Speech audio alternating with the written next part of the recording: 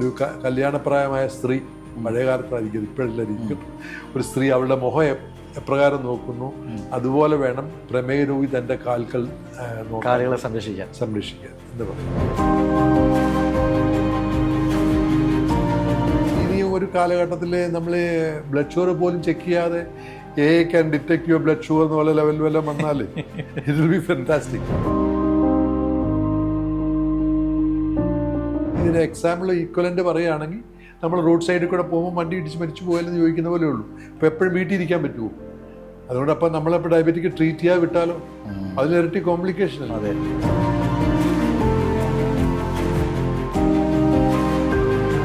ഡയബറ്റിക്കിൻ്റെ ലക്ഷണങ്ങൾ അതല്ലേ? അമിത ഭക്ഷണപ്രിയം, അമിതമായിട്ട് ഭക്ഷണം കഴിക്കുക, അമിതമായിട്ട് വിശപ്പുണ്ടാകുക, അമിതമായിട്ട് മൂത്രം പോവുക, അമിതമായിട്ട് ശരീരം ക്ഷീണിക്കുക. അതല്ലേ ഡയബറ്റിക്കിന് തുടക്കം. ഈ പ്രഗ്നൻ്റ് ആയ ഒരു 100 പേരെ എടുത്തു കഴിഞ്ഞാൽ അതിൽ എത്ര പേർക്ക് ആ ടൈമിൽ ഷുഗർ ഉണ്ടാവും? ഓൾമോസ്റ്റ് ഇപ്പോൾ എനിക്ക് തോന്നുന്നൊരു മോർ ദൻ 40% ഡയബറ്റിക് ആവും. ആണോ? ആ ടൈമിൽ അത് വന്നിരിക്കും. അതിൻ്റെ റീസൺ അല്ലെങ്കിൽ അത് മെറ്റബോളിക് ഫാക്ടർ, ഒബിസിറ്റി, പിന്നെ ഇവർക്ക് അതിൽ പ്രീഡിസ്പോസിഷൻ കാണും. അതായത് ഇവർക്ക് ഡയബറ്റിക് പിന്നീട് വരാൻ സാധ്യതയുള്ളവരാ. അപ്പം ഇങ്ങനെയുള്ള സ്ട്രെസ്സും സ്ട്രെയിനും വരുമ്പോൾ അത് പ്രസിപ്പിറ്റേറ്റ് ചെയ്യും. പിന്നെ ഓവർ ഈറ്റിങ്ങും ഒക്കെ കാണുമല്ലോ പ്രഗ്നൻസി സമയത്ത്. ശരീരം കുഞ്ഞ് നന്നാകാനും അതെല്ലാം ഇതിന് കോ ഫാക്ടേഴ്സാണ്. ഈ പേഴ്സണലായിട്ടൊരു കാര്യം ചോദിച്ചു കഴിഞ്ഞാൽ ഒരുപാട് മേഖലകൾ നമുക്കുണ്ട്. ഓരോ ഡോക്ടേഴ്സിന് നമുക്ക് ഓരോ വിഭാഗമുണ്ട്. സാറിന് എന്താണ് ഇതിലേക്കൊരു ഇൻട്രസ്റ്റ് ഉണ്ടായത്? അല്ല, നമ്മുടെ ഇന്ത്യ, ഞാൻ പറഞ്ഞില്ല, കേരളത്തിലെ എനിക്ക് diabetic, I was a physician, then I got a training in diabetology, that's all. പക്ഷേ ഞാനത് എടുക്കാൻ എനിക്ക് കൂടുതൽ ഇൻട്രസ്റ്റ് തോന്നാൻ കാരണം incidence of diabetes increasing Kerala ഭയങ്കരമായിട്ട് കൂടി. ഞാൻ പറഞ്ഞ 24 to 25% ഡയബറ്റീസ് ഉണ്ട്. അപ്പം പ്രീ ഡയബറ്റിക് ആയതുകൊണ്ട് ഓൾമോസ്റ്റ് അത്രയും തന്നെ കാണാം. അപ്പം ചുരുക്കി പറഞ്ഞാൽ 40% ഡയബറ്റീസ് നമ്മുടെ കേരളത്തിലുണ്ട്. ഓക്കെ, മനസ്സിലായി? ഓവറോൾ ഇന്ത്യൻ സ്റ്റാറ്റിസ്റ്റിക്സ് 8% to 10% ആണ്. ഏറ്റവും കൂടുതൽ സേവനം അനുഷ്ഠിക്കാൻ ഇത് തന്നെയാണ് അല്ലേ?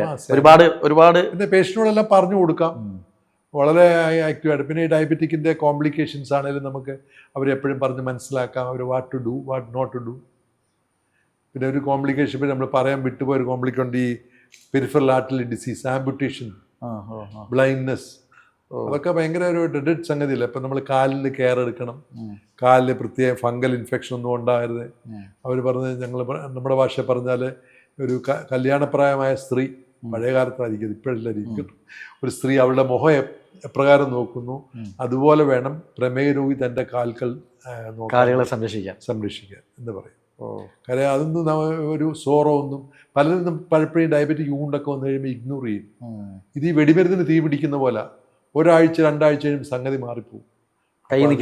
പിന്നെ നമ്മൾ അപ്പോൾ അതുകൊണ്ട് രക്തോട്ടം കൂടാനുള്ള ഗുളിക ഇടുകയും ഇതിനെ ബ്ലഡ് തിന്നർ ഇടുകയും അത് പഴുക്കാതിരിക്കാൻ ആൻറ്റിബയോട്ടിക് ഇടുകയും ടൈറ്റായിട്ട് ബ്ലഡ് ഷുഗർ കൺട്രോൾ ചെയ്ത് കൊടുക്കുകയും ഒക്കെ ചെയ്യും. പലപ്പോഴും നമ്മൾ പറഞ്ഞാൽ അവർ തന്നെ വിചാരിക്കും ഇത്രയും ഒരു ചെറിയ സംഗതിക്ക് അങ്ങനെ കിടന്ന് ഈ ബഹളം ഉണ്ടാക്കുന്നത് എന്താണെന്ന് വിചാരിക്കാറുണ്ട്. പക്ഷെ പിന്നീട് കാലത്ത് അവർക്ക് തന്നെ മനസ്സിലാവും അതിൻ്റെ വൃത്തിയാക്കാതെ എന്താണ്. സാറിൻ്റെ ഈ പറഞ്ഞ കരിയറിലെ ഈ യാത്രയിൽ മറക്കാനാവാത്ത എന്തെങ്കിലും അനുഭവങ്ങളോ, മീൻസ് ഏതെങ്കിലും രോഗികളെ, പേഷ്യൻസിനെ സംബന്ധിച്ച് അത്ഭുതപ്പെടുത്തിയ കാര്യങ്ങളോ? ഇല്ല, എനിക്കൊരു ഡയബറ്റിക് കോമ ഒരു പേഷ്യൻ്റ് ഉണ്ടായിരുന്നു. അപ്പോൾ ഞാൻ ആ ഡയബറ്റിക് കോമയിൽ നിന്ന് ഭയങ്കരമായിട്ട് ബ്ലഡ് ഷുഗർ കൂടി, യൂറിൻ അസറ്റോൺ കൂടി, അങ്ങനെ അതിനെ കറക്റ്റ് ചെയ്തു. അത് നോർമൽ സംഗതിയേ ഉള്ളൂ. എന്നാൽ ആ പേഷ്യനെ പൊക്കിയെടുത്തു. എന്നിട്ട് ഇവരുടെ കോമ കറക്റ്റ് ചെയ്യുന്നില്ല. അപ്പം ഞാൻ വിചാരിച്ചു ബ്രെയിൻ ഡെത്തോ വല്ലായി കാണും വല്ലോ. പക്ഷേ പിന്നീട് അത് മനസ്സിലാകുന്നത് ആ പേഷ്യൻറ്റിന് അസോസിയേറ്റഡ് ആയിട്ട് തൈറോയ്ഡ് ഡിഫിഷ്യൻസി ഉണ്ട്. അപ്പോൾ തൈറോയ്ഡ് കോമയും കൂടെ വന്നു. ഒരു പക്ഷേ തൈറോയ്ഡ് കോമ ആയിരിക്കാം പേഷ്യൻറ്റിനെ ഇതിലോട്ട് പ്രസിപ്പിറ്റേറ്റ് ഷുഗറിലേക്ക് വന്നത്. ഷുഗറിൻ്റെ ഈ അവസ്ഥയിലോട്ട് ചാടിച്ചത്. അപ്പോൾ ആ പേഷ്യൻറ്റ് ഏതാണ്ട് പോയെന്നുള്ള മട്ടിൽ നിന്നൊരു പേഷ്യൻറ്റ് കിട്ടി. ആ തൈറോയ്ഡ് ബ്ലഡ് ടെസ്റ്റ് ചെയ്യാനായിട്ട് കൊടുത്തു. അന്ന് ഇവിടെങ്ങും സുധർമാസ് എന്നൊക്കെ തൃശ്ശൂരൊക്കെയുള്ള അവിടെ ഞാനത് ചാലക്കുടി വർക്ക് ചെയ്യുമ്പോഴാണ് അവിടുന്ന് അവരപ്പോൾ ബ്ലഡ് എടുത്തപ്പോഴത്തേക്ക് എനിക്ക് ആദ്യം എഴുതി വന്ന റിപ്പോർട്ട് തൈറോയ്ഡ് വാല്യൂ അൺഡിറ്റക്റ്റബിൾ. ഞാനത് ആ വാല്യൂ കണ്ടിട്ടില്ല. TSH എന്ന് പറഞ്ഞൊരു കൂടിയ സാധനം ഒത്തിരി, T3 ഏതാണ്ട് ഒരെണ്ണം, T3 T4 ആണ് തൈറോയ്ഡ് ഒരെണ്ണം അൺഡിറ്റക്റ്റബിൾ, ഒരെണ്ണം നേരിയ രീതിയിലുള്ളൂ. അപ്പം ഞാൻ പതുക്കെ തൈറോയിഡിൻ്റെ ഗുളിക സ്റ്റാർട്ട് ചെയ്തു. അതിനോടൊപ്പം തന്നെ അങ്ങനെ പെട്ടെന്ന് സ്റ്റാർട്ട് ചെയ്യുമ്പോഴത്തേക്ക് വലിയ തിളച്ചിരിക്കുന്ന ഗ്ലാസ്സിലോട്ട് വെള്ളം ഒഴിക്കുന്ന പോലെ. അപ്പോൾ അതങ്ങനെ ഉണ്ടായിരിക്കാനായിട്ട് വേറെ അതിനോട് അഡ്ജസ്റ്റ്മെൻറ്റ് മരുന്ന് നോക്കിയിട്ട് പതുക്കെ ഇട്ട് ആ പേഷ്യൻ്റ് കയറി വന്നു. ഡയബറ്റിക് അല്ലെങ്കിൽ ഇതുമായിട്ട് ബന്ധപ്പെട്ട് ഈ രോഗികളെ എങ്ങനെയാണ് ഇതിന് എന്താ പറയുക അവരെ കൗൺസിൽ ചെയ്യാൻ? നമ്മൾ ആദ്യം ഡയബറ്റിക് പേഷ്യൻ്റ് പറയുമ്പോൾ മിക്ക പേഷ്യൻറ്റും ഡയബറ്റിക് എന്ന് കേൾക്കുമ്പോൾ തന്നെ ഒരു ആകെ വിഷമവും വെപ്രാളവും ഒരു ഇതൊക്കെയാണ്. അപ്പോൾ നമ്മളവരെ കൗൺസിൽ ചെയ്യും, നിങ്ങൾ വിഷമിക്കാനൊന്നുമില്ല. അപ്പോൾ ഇതുപോലെ എല്ലാം പറഞ്ഞു കൊടുക്കും. ഞാൻ ഈ ഒരു പക്ഷേ ഇൻ്റർവ്യൂ പറഞ്ഞ കാര്യങ്ങളെല്ലാം എൻ്റെ പേഷ്യൻസിനോട് പറയുന്ന, നിങ്ങളുടെ പ്രഷർ നിങ്ങൾക്ക് ഉണ്ടാകാൻ സാധ്യതയുണ്ട്, നിങ്ങൾക്ക് കൊളസ്ട്രോൾ ഉണ്ടാകാൻ സാധ്യതയുണ്ട്, നിങ്ങൾ പ്രഷറിന് ഗുളിക കഴിക്കണം, കൊളസ്ട്രോളിന് ഗുളിക കഴിക്കണം, അതുപോലെ നിങ്ങളുടെ ആദ്യം നമുക്ക് ഷുഗർ കൺട്രോൾ ചെയ്ത് നോക്കാം, എല്ലാ മാസവും ഇത് നോക്കണം. പിന്നെ നിങ്ങൾ പഞ്ചസാര കംപ്ലീറ്റ് ആയിട്ട് ഒഴിവാക്കണം. പഞ്ചസാര ചേർന്ന ഐസ്ക്രീം, പുഡിംഗ്, പായസം, ലഡു, ജിലേബി അങ്ങനെയുള്ള ഭക്ഷണ പദാർത്ഥങ്ങൾ നിങ്ങൾ ഒഴിവാക്കണം. പിന്നെ അതിനേക്കാളൊക്കെ ഏറ്റവും ഇമ്പോർട്ടൻസ് ഞാൻ എപ്പോഴും പറഞ്ഞു കൊടുക്കാനുള്ള എൻ്റെ പേഷ്യൻസിനോട് റെഗുലർ എക്സസൈസ്, ഈ ട്രങ്കൽ എക്സസൈസ്, അതൊക്കെ ചെയ്താൽ ഈ അവന് വല്ലതും കഴിക്കുകയും ചെയ്യും. അതാണ് രസം. അത് ശരി. എൻ്റെ പേഴ്സണൽ എക്സ്പീരിയൻസ് പറയുകയാണെങ്കിൽ പേഷ്യൻ്റ് വല്ലതും കഴിക്കുകയും ചെയ്യും. ഇതൊന്നും കഴിക്കാതെ ഒന്നും ചെയ്യാതിരിക്കുന്നവന് എന്തെങ്കിലും ഒന്ന് ചെറുതായിട്ട് തൊട്ട് കഴിഞ്ഞാൽ അവന് ബ്ലഡ് ഷുഗർ ചാടിക്കും. അപ്പം അതെല്ലാം അവന് നല്ലപോലെ പറഞ്ഞ് മനസ്സിലാക്കും. അപ്പം തന്നെ അതിനകത്തൊരു 50-60% പേഷ്യൻ്റ് അത് പാലിക്കും. ബാക്കിയൊരു 30%, 10-20-30-20% തിരിച്ചു വരത്തില്ല. അവൻ ഇട്ടിട്ട് വേറെ വല്ല വഴിക്കൊക്കെ പോവും. പിന്നെ ഹോമിയോ പോവും, ആയുർവേദം, അങ്ങനെ. അത് മോശമാണെന്നല്ല ഞാൻ പറയാം. ആ വഴിക്കൊക്കെ അവർ തിരിയും. ഒരു 60% പേഷ്യൻസ് നമ്മൾ പറയുന്ന കേൾക്കും, അവർക്കത് മനസ്സിലാവും. അവർ ഇതിനകത്ത് കൂടുതൽ ഞാൻ കണ്ടിരിക്കുന്ന മെയിൽ പേഷ്യൻസാണ് നമ്മൾ പറഞ്ഞാൽ കൂടുതൽ അനുസരിക്കുന്നത്. ഒരു പക്ഷേ അവർക്ക് കൂടുതൽ സമയം ഉണ്ടായിട്ടൊക്കെ ആയിരിക്കും. പ്രത്യേകിച്ച് എക്സസൈസിൻ്റെ കാര്യങ്ങളിലൊക്കെ നമ്മൾ മെയിലിനോട് പറഞ്ഞാൽ അവർ വളരെ എനർജറ്റിക് ആയിട്ട് ചെയ്യും. ഫീമെയിൽസ് സാധാരണ ഓരോ എക്സ്ക്യൂസ് പറയും, സാറേ കഴിഞ്ഞ ആഴ്ച ഇതായിരുന്നു, ചടങ്ങായിരുന്നു, ഓണത്തിന് ഇച്ചിരി പായസം കുടിച്ചതേ ഉള്ളൂ, അല്ലെ മാങ്ങ 2 നിന്നുള്ള ചക്കയുടെ സീസൺ അല്ലേ സാർ എന്നൊക്കെ പറയും. പക്ഷെ മെയിൽ പേഷ്യൻ്റ് അങ്ങനൊന്നും പറയാറില്ല. ഇപ്പോൾ ഈ ജനറേഷൻ്റെ ഗ്യാപ്പ് അല്ലെങ്കിൽ പുതിയ ജനറേഷൻ വന്നു, അതുപോലെ നമ്മുടെ ലൈഫ് സ്റ്റൈലും മാറി. ഇപ്പോൾ സാറ് പഴയ തലമുറ ഇപ്പോഴത്തെ തലമുറയൊക്കെ പേഷ്യൻസ് വരാറുണ്ട്. ഇപ്പോഴത്തെ ഒരു തലമുറയിൽ എങ്ങനെയാണ് നമ്മുടെ ഇതിൻ്റെ സ്ഥിതി? അത് പറഞ്ഞാൽ ഈയിടെ ഇപ്പോഴത്തെ ജനറേഷൻ എക്സസൈസിൻ്റെ കാര്യത്തിലൊക്കെ വളരെ ഷൂഡാണ്. They are more energetic. അതെ. പക്ഷെ ഈയിടെ എനിക്ക് ഒരു യങ്സ്റ്റർ, എൻ്റെ മോൻ്റെ പ്രായമൊക്കെ ഉള്ളൊരു പയ്യൻ എൻ്റെ അടുത്ത് വരാറുണ്ട്. അപ്പോൾ അവൻ പറഞ്ഞു, അങ്കിളെ ഭയങ്കര, ഇപ്പം അവരൊക്കെ ഒന്നിച്ച് പഠിച്ചതൊക്കെ, അങ്കിളെ ഭയങ്കര ക്ഷീണമെന്ന് പറഞ്ഞു. അവന് is a computer engineer in സെപ്സോ, ഇവിടെ കാക്കനാട് IT പാർക്കിലുള്ളതാണ്. അപ്പോൾ അവന് എന്നെ എപ്പോഴും കാണുമ്പോൾ വളരെ ഫ്രണ്ട്ലിയാണ്. നോട്ട് മീ, അവൻ്റെ കുഞ്ഞായിട്ട് തൊട്ട് ഞാൻ കാണുന്ന. അപ്പോൾ അവൻ അങ്കിളെ ഭയങ്കര ക്ഷീണമാ എന്ന്. അപ്പോൾ ഞാൻ പറഞ്ഞത്, മോനെ നീ എല്ലാം നോക്കടാന്ന് പറഞ്ഞു. ചുമ്മാ ഞാൻ ഒരിക്കലും എക്സ്പെക്ട് ചെയ്യുന്നില്ല. നല്ല well built, healthy, handsome looking boy. അപ്പോൾ ഞാൻ ബ്ലഡ് ഷുഗറും 2 കൊടുത്തു. HbA1c നോക്കിയപ്പോഴത്തേക്ക് ഞാൻ നോക്കുമ്പോൾ HbA1c ഉണ്ട് 9.2, ഫാസ്റ്റിംഗ് ബ്ലഡ് ഷുഗർ ഉണ്ട് 380, sorry fasting blood sugar 240, PPBS ഉണ്ട് 310 വേണ്ട. ഞാൻ അവനിങ്ങനെ അടിമുടിയൊന്ന് നോക്കി, എടാ മോനെ നീ എന്നെ കാണിക്കുന്നത്. അപ്പോൾ അവനോട് ഞാൻ ചോദിച്ചു അവൻ്റെ ലൈഫ് സ്റ്റൈല്. അപ്പോൾ അവൻ വെള്ളം കുടിക്കത്തില്ല. അവൻ്റെ മെയിൻ ഡ്രിങ്ക് ഇത് പെപ്സി ഓർ കോള അങ്ങനെ. ബിക്കോസ് അവിടെ ഫ്രീ അത്ര മെഷീൻ ഉണ്ട്. മെഷീൻ അത് എൻ്റെ ഫ്രീ ആയിട്ടോ അവൻ അതേ കുടിക്കൂ. അവനത് ഇഷ്ടമുള്ളൂ, വെള്ളം വേണ്ട, അവൻ കുടിക്കത്തില്ല. പിന്നെ അവൻ്റെ ഈറ്റിംഗ് ഹാബിറ്റ്സ് എല്ലാം അവൻ അവിടുന്ന് ജങ്ക് ഫുഡ്സാണ്. അപ്പോൾ അവൻ വീട്ടിൽ നിന്ന് കഴിക്കുന്നതിൻ്റെ ഒരു നേരം അമ്മയാണ് നിർബന്ധിച്ച് ഉള്ളാസ് കാപ്പിയോ പാലാണ്ട് കുടിക്കുക, അല്ലെങ്കിൽ ബാക്കി എല്ലാവരും പുറത്തുനിന്ന്. അപ്പം ഞാൻ വഴക്ക് പറഞ്ഞ് പിന്നെ അവനിപ്പം ജിമ്മിലൊക്കെ പോകാൻ തുടങ്ങി, എക്സസൈസ് ഒക്കെ ചെയ്യാൻ തുടങ്ങി. Now is on drugs. പക്ഷെ അതിൻ്റെ ആവശ്യമില്ലായിരുന്നു. പക്ഷെ ഒരു കാര്യം ഞാൻ അവനിൽ കണ്ടത്, അവനത് നല്ലപോലെ അത് എടുത്തു. അവൻ നല്ലപോലെ എക്സസൈസ്, നല്ല ട്രിംഡായി, വയറൊക്കെ നല്ല ഉള്ളിലേക്ക് ഒട്ടി. അവന് ഇപ്പം ഷുഗറൊക്കെ ഓൾമോസ്റ്റ് നല്ല കൺട്രോളായി. ഒരു 6.3 നിൽക്കുന്നു. അവൻ തന്നെ എന്നെക്കാളും കൂടുതൽ ഇതിനൊക്കെ റിസർച്ച് ചെയ്യുക. കാരണം ഈ ഞാൻ മുമ്പ് പറഞ്ഞില്ലേ സോളിയസ് ലിഫ്റ്റ് ഒക്കെ, അവൻ തന്നെ ഗൂഗിൾ ചെയ്ത് കണ്ടുപിടിച്ചിട്ടുണ്ട്. ഞങ്ങളെ ഇത് നല്ലതല്ലേ, ഞാൻ എങ്ങനെയൊക്കെ സോളിയസ് ലിഫ്റ്റ് നമുക്ക് ഗൂഗിൾ ചെയ്താൽ കാണാൻ പറ്റും. ഈ എക്സസൈസ് വലിയ ഘടകം. അത് അവര് അമേരിക്കയിൽ എങ്ങാണ്ട് ടെക്സാസിൽ എങ്ങാണ്ട് ഒരു സ്റ്റഡി നടത്തിയിട്ടുണ്ട്. 3 ലക്ഷം ആൾക്കാർ ഇത് ചെയ്തിട്ട് എത്രയോ ശതമാനം ആൾക്കാരുടെ ഷുഗർ ഭയങ്കരമായിട്ട് കുറഞ്ഞെന്നും, ചിലർക്ക് ഏതാണ്ട് കുറച്ച് ശതമാനം ആൾക്കാർക്ക് ട്രീറ്റ്മെന്റ് വേണ്ടാതെ വന്നെന്നും ഒക്കെ ഉള്ളൊരു വലിയ സ്റ്റഡി.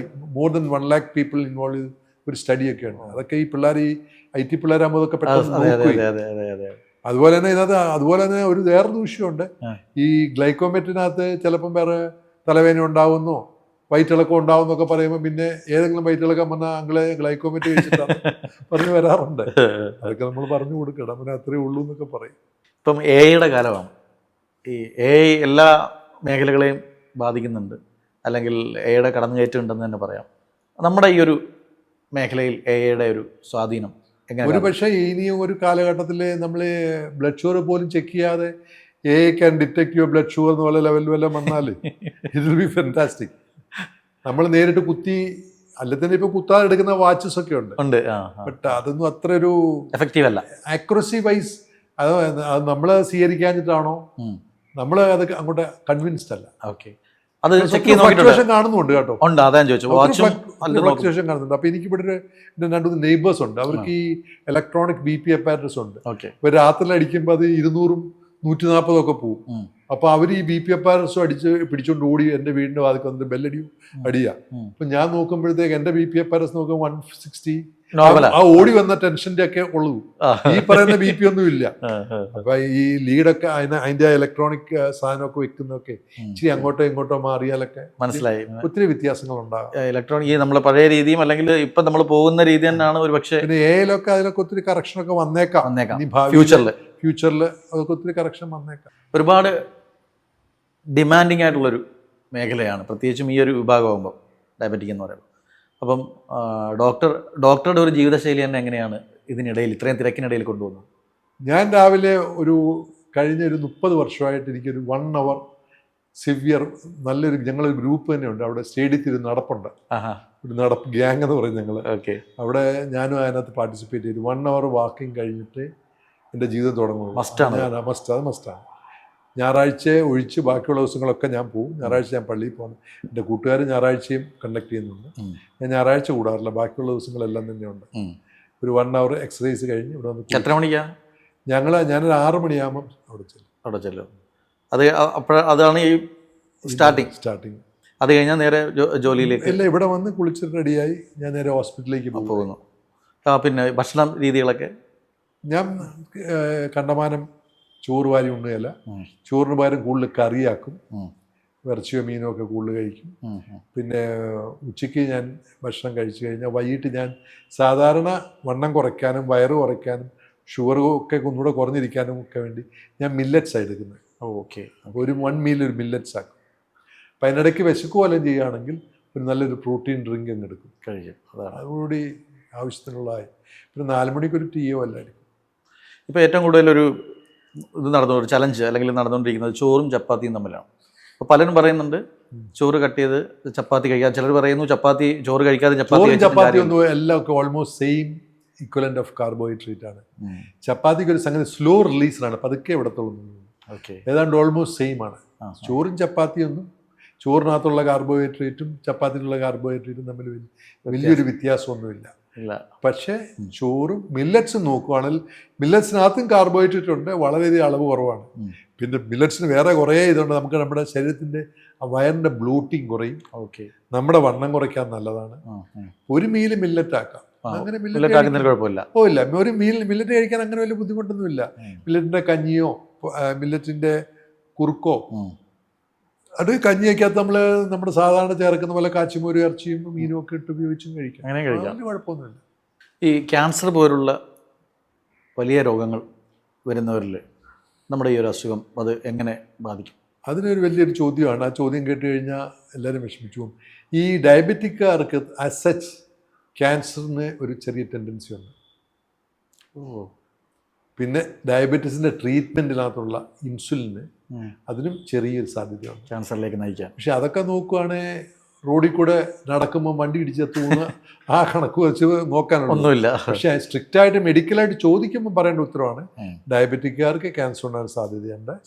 അതുപോലെ തന്നെ ഡയബറ്റിക്കിൻ്റെ ട്രീറ്റ്മെൻറ്റിലെ ഇൻസുലിന് അവർക്ക് അതിനകത്ത് ചെറിയ സൈഡ് എഫക്റ്റ് ഉണ്ട്. ചെറുതെന്ന് പറഞ്ഞാൽ അതൊന്നും അത് ഒരു അക്കൗണ്ടിൽ കൊള്ളിക്കാൻ കൊള്ളാവുന്നതല്ല. ഞാൻ അതിൻ്റെ എക്സാമ്പിൾ ഈക്വലൻ്റ് പറയുകയാണെങ്കിൽ നമ്മൾ റോഡ് സൈഡിൽ കൂടെ പോകുമ്പോൾ വണ്ടി ഇടിച്ച് മരിച്ചു പോയാലെന്ന് ചോദിക്കുന്ന പോലെ ഉള്ളൂ. ഇപ്പോൾ എപ്പോഴും വീട്ടിൽ ഇരിക്കാൻ പറ്റുമോ? അതുകൊണ്ട് അപ്പം നമ്മളിപ്പോൾ ഡയബറ്റിക് ട്രീറ്റ് ചെയ്യാൻ വിട്ടാലോ അതിലിരട്ടി കോംപ്ലിക്കേഷൻ അല്ല. അതെ. അപ്പം അതുകൊണ്ട് അതൊരു പ്രസക്തി ഉണ്ടാക്കേണ്ടാത്തൊരു ചോദ്യങ്ങളാണ്. ഓക്കെ. ഈ ഡയബറ്റോളജിയിൽ ഒരു കരിയർ ബിൽഡ് ചെയ്യാനായിട്ട് ആഗ്രഹിക്കുന്ന യുവാക്കൾ അല്ലെങ്കിൽ വിദ്യാർത്ഥികൾക്ക് എന്താണ് ഒരു ഉപദേശം? കരിയർ അവരെ MD ജനറൽ മെഡിസിൻ കഴിഞ്ഞിട്ട് DM ഡയബറ്റോളജി എനിക്കില്ല. DM ഡയബറ്റോളജി ഉണ്ട്. DM ഡയബറ്റോളജി എടുക്കണം. അത് കഴിഞ്ഞ് ഏതെങ്കിലും നല്ല സെൻറ്റേഴ്സിൽ വർക്ക് ചെയ്ത് ഈവൻ നമ്മുടെ ഞാൻ പറഞ്ഞില്ല ടൈപ്സ് 3C അതെ അതെ. ഡയബറ്റീസ് അതിനെയൊക്കെ ഡീൽ ചെയ്യാനൊക്കെ പഠിച്ചാൽ വളരെ നല്ല സംഗതിയല്ലേ. ഡോക്ടർ ഇപ്പോഴും ഇതിനെക്കുറിച്ച് റിസർച്ച് ചെയ്യുന്നുണ്ടോ? ഇല്ല, ഞാൻ റിസർച്ച് ഒന്നും ചെയ്യുന്നില്ല, പക്ഷെ ഞാൻ വായിക്കാറുണ്ട്. ലേറ്റസ്റ്റ് ഡെവലപ്മെൻറ്റ്സ് എന്നാണ്.